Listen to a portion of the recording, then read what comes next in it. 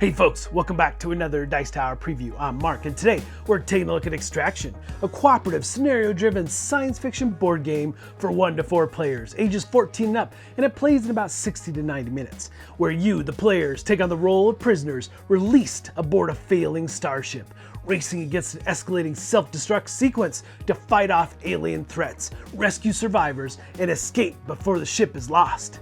The doors open, the alarms are already blaring, and nobody pretends this is a good idea. And this is where Extraction drops you into the moment after everything has completely gone wrong.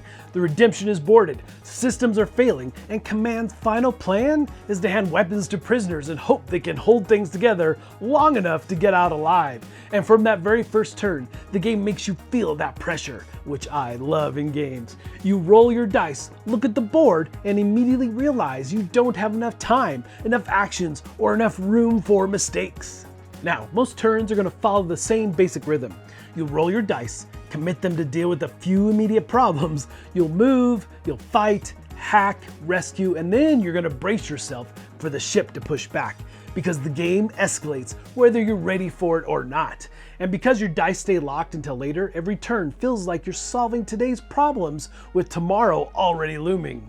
So you'll commit your dice one by one, locking them into place on your enemies, your ship's systems, and your own board, and every placement feels permanent because for now it is. And at some point, someone at the table always says, "Oh, I probably should have done that differently," because the die used to fight can't be used to move, a die spent hacking a terminal won't be there when something worse shows up, and something always worse shows up. You're not planning a perfect turn here, you're choosing which problem you can afford to survive. And of course, the ship pushes back almost immediately. Movement here is risky, corridors aren't safe, and leaving an enemy behind means taking damage unless you manage to sneak past. You start cutting corners, pushing forward, and that's when adrenaline kicks in. Adrenaline doesn't feel like a bonus, it feels like panic. You earn it by killing enemies, hacking systems, rescuing survivors, and you spend it to do things that you shouldn't quite be able to do.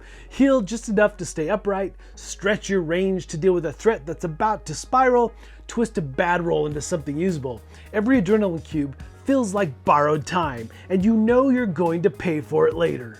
And here's where the game does something clever. Early on it feels almost impossibly tight, like there's no way you can keep up. But then you start leveling, and you level faster than you think, allowing you to add dice and cards to your character to make them more powerful. So when you do level up, you're choosing how your character evolves. Sometimes that's adding another action die, giving you more flexibility each round. Other times it's unlocking one of your character's equipment cards, and those cards don't just sit there. They expand your personal menu of choices where your dice can go. New options, new efficiencies, new ways to solve problems. And because each character's equipment unlocks in the order you choose, you're essentially building a small personal tech tree over the course of the scenario. No two characters scale the same way, and with 10 base characters in the box, they really do feel distinct. Then the acceleration phase hits, and this is where the table usually goes quiet. Not silent, just focused. Everyone's leaning in because nobody wants to be the reason this spirals out of control. Then the ship escalates. Dice roll onto the scenario track. Enemies spawn into sectors that already feel crowded. Anomalies trigger in exactly the wrong place, and suddenly a problem you were ignoring becomes the only thing that truly matters. A subsystem takes damage, the energy core drops, radiation floods a corridor where someone needs to cross, and now all the dice that you committed earlier, they're still locked. You can see the solution, but you can't quite reach it. So you start hacking. Someone dives for a terminal, feeding dice into the system to activate auto turrets or stabilize the ship. Someone else scans for survivors, while another player tries to keep the energy core from totally collapsing.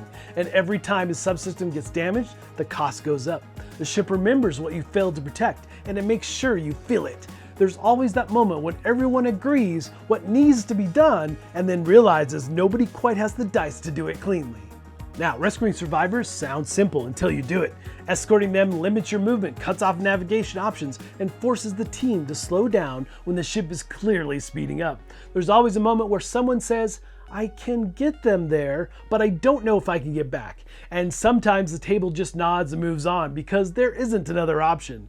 By the time that final round hits, Extraction stops feeling like a puzzle and starts feeling like survival. The board is crowded, systems are damaged, dice are scarce, you're making decisions based on what might end the game this turn, not what sets you up for the next one. When you win, it's rarely clean. When you lose, it's usually obvious why: a turn too late, a system ignored, a risk that didn't pay off. And really, that's what makes Extraction work so well. And I'll also add this, on the table it has a really strong presence. The playmat especially gives that finished feel, and the overall production looks like it's aiming high. I'm definitely curious to see the final version with acrylic tokens and upgrades in hand. Extraction tells a complete story every time you play. A story about pressure, compromise, and barely holding things together long enough to escape. Not heroes, not glory, just a ship that didn't kill you today. If you enjoy cooperative games that tell their story through systems where the mechanics create the tension instead of the other way around, Extraction is really a compelling experience. You won't remember the perfect move, you'll remember the turn everything almost fell apart. And honestly, that's exactly what I want from a game like this. Alright folks, just a reminder once again, this has been a Dice Tower paid preview, and everything you've seen has been in prototype form, so keep a close eye on the campaign for any changes that still may occur. Now that said, first and foremost, the game is absolutely beautiful, and how you evolve your characters, some really interesting choices there. Do I add more dice for more actions, or do I add one of my powerful cards that give me options for my dice that just do more and more things? So I love that trade-off as you evolve through the game, but you have to keep in mind that everything in this game is a high pressure. It is a pressure cooker for sure. As you try to deal with everything that's going on in the ship, with the ship's systems, get to a terminal, deal with the aliens and survivors and so forth. So there's a lot of interesting things that are all happening at once on this board, and how you have to truly work together as a team to survive and get off. And you are barely staying ahead of the curve most of the game, and I really enjoyed that level of pressure in the game for sure. And there's lots of different scenarios you can play. The mat is double-sided, lots of choices, and just multitude of ways to expand this game and move on and just do some really neat things with it. I love the different types of scenarios they have, and I could see them adding tons and tons more. But folks, ultimately, if this looks like something of interest to you, I'm sure they'd appreciate your support. So I think that's it for me, and until next time, we'll see you at the table.